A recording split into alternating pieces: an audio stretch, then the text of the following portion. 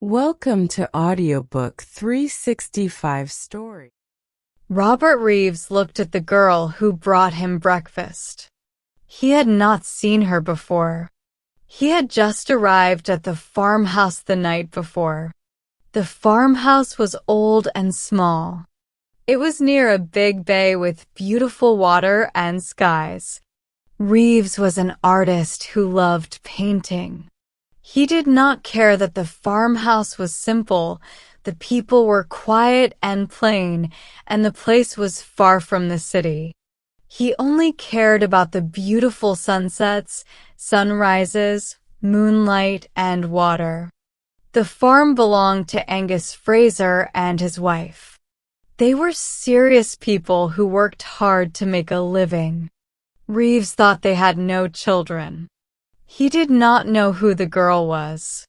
She poured his tea and brought him toast.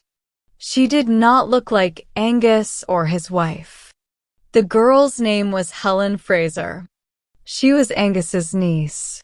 She was tall and not very pretty. Her clothes were plain, and her skin was brown from the sun. She had big, dark eyes that seemed sad. Reeves wanted to talk to her, but she only gave short answers. Later, Mrs. Fraser told him more. Helen's parents are dead, and we raised her, Mrs. Fraser said. She is a good worker. No girl here works as hard as Helen. She saves Angus a lot of money, but she can be a bit stubborn. Reeves felt that Mrs. Fraser didn't like Helen. He often heard her scold Helen, but Helen never talked back. Once, he saw Helen crying after Mrs. Fraser yelled at her. This upset Reeves. One day, Reeves asked Angus and Mrs. Fraser if Helen could be his model for a painting. He said he would pay them. They agreed. Reeves told Helen his plan. He met her one evening when she was bringing the cows home. At first, her face lit up with happiness, but then she looked quiet and tired again. He walked with her and talked about the sunset and the beauty of the bay. Helen listened but did not say much. When Reeves talked about the sound of the sea, Helen finally spoke. What does it say to you? She asked. It speaks of forever, Reeves said. What does it say to you?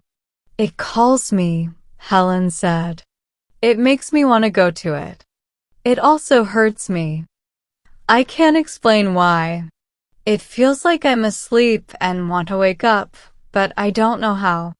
Helen looked out over the bay. The sunset light shone on her hair. For a moment, she looked like the spirit of the shore, full of mystery and beauty. She has potential, Reeves thought. The next day, Reeves started his painting. He decided to paint her as a woman waiting by the sea, with sad, longing eyes. It suited her perfectly. When Reeves was not painting, he spent time with Helen. They walked along the shore or rowed her boat in the bay. At first, Helen was shy and quiet. Reeves talked about the big world outside, places he had traveled, famous people, and books. When he mentioned books, Helen's face lit up. I love books, she said. But I almost never see them. My aunt says reading is a waste of time. I read anything I can find, even old newspapers. The next day, Reeves brought a book and read poetry to her by the shore. Helen said, It's beautiful, but her bright, happy eyes said much more. After that, Reeves always brought a book for her. Helen loved the poems and stories. She understood the words quickly and enjoyed the beauty in them. Helen began to talk more. She did not know much about Reeves's world, but she knew everything about her own. She told him old stories about the bay and showed him the hidden beauty of the shore. She had an artist's eye for colors and light. "You should have been an artist," Reeves said one day when Helen showed him a beautiful light on the rocks. "I would rather be a writer," Helen said slowly. "It must be wonderful to write something that the whole world reads and remembers forever." "Some writers are not good people," Reeves said gently, "and many of them are not happy." Helen quickly changed the subject. "Do you know where I'm taking you today?" "No, where?" "To the Kelpie's cave," she said. "I don't like it. It feels strange and scary. But I think you will want to see it. It is a small, dark cave. When the tide is low, you can walk to it. But when the tide comes in, the water fills the cave. If you are there when the tide comes in, you cannot escape unless you swim. The rocks are too high to climb." "Has anyone ever been caught by the tide?" Reeves asked. "Yes," Helen said with a shiver. "A long time ago, a girl went to the cave and fell asleep. The tide came in and she drowned. She was young and going to be married the next week. I've been afraid of the cave ever since." The cave was small but beautiful, with shiny sand in front and tall, dark rocks on both sides. "I must come back to sketch this," Reeves said. "You can be the Kelpie, Helen. You'll sit in the cave with seaweed in your hair." Helen smiled faintly. "A Kelpie wouldn't look like that. A Kelpie is a wild, cruel sea creature. It waits here to catch people." "Let's not talk about sea kelpies," Reeves said. "I brought a book to read. You'll like it." When the tide turned, they went back home. "We didn't see the kelpie after all," Reeves said. "I think I will see the kelpie someday," Helen said seriously. "I feel like it is waiting for me in that dark cave, and one day it will catch me." Reeves smiled at her idea, and Helen smiled back brightly. The tide was coming in fast, and the bay was glowing blue in the sunset.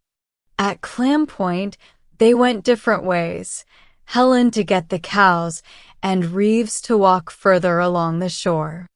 Reeves thought about Helen and how much she had changed recently.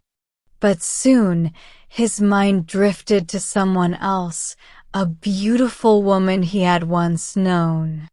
Helen was forgotten. Summer passed quickly. One afternoon, Reeves decided to visit the Kelpie's cave again. Helen couldn't join him because it was harvest time and she was busy. "Be careful," she warned. "Don't let the Kelpie catch you. The tide comes in early today, and you often get lost in your thoughts." "I'll be careful," Reeves said with a laugh. He really meant it. But when he reached the cave, he sat down on a rock and started reading. Soon, he was dreaming, and then he fell asleep. When Reeves woke up, he was terrified. The tide had come in, and the water was high. He was trapped. The rocks were too steep to climb, and the water kept rising. For a moment, everything spun around him in fear.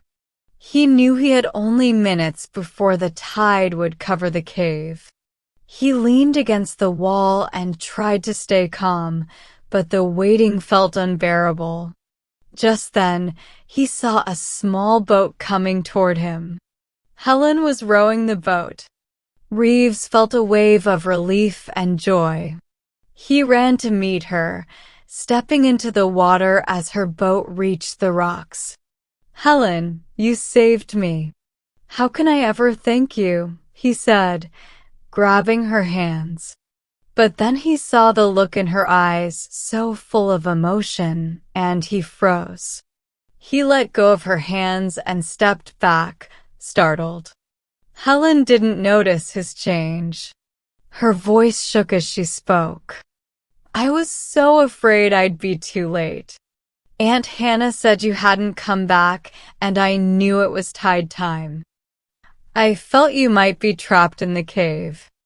I ran to the marsh, took Joe Simmons' boat, and rowed as fast as I could. Reeves tried to lighten the moment. The Kelpie almost got me. It's my fault for not listening to your warning. Let me row now. You've done too much already. Reeves rowed them back in silence. Helen didn't speak, and Reeves didn't know what to say. When they reached the shore, he helped her out of the boat.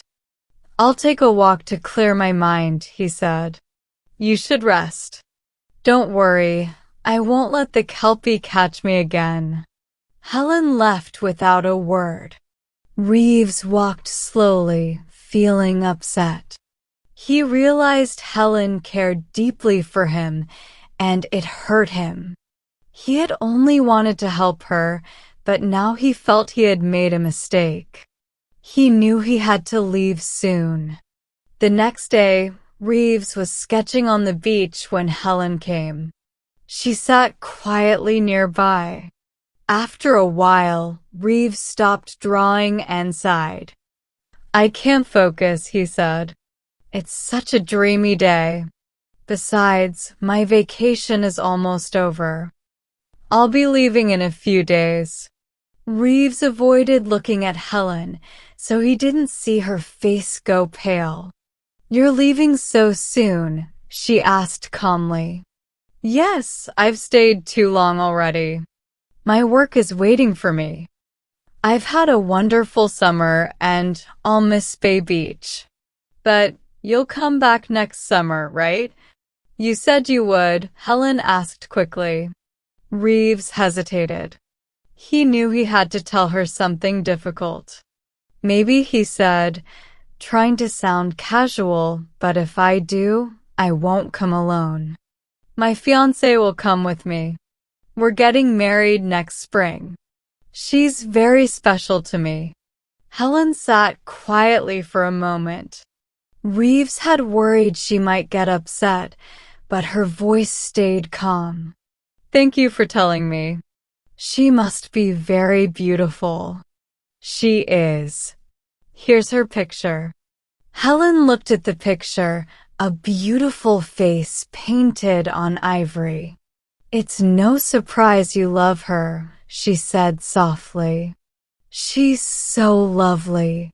Reeves picked up his book. Shall I read to you? What do you want to hear? Read Elaine, Helen said.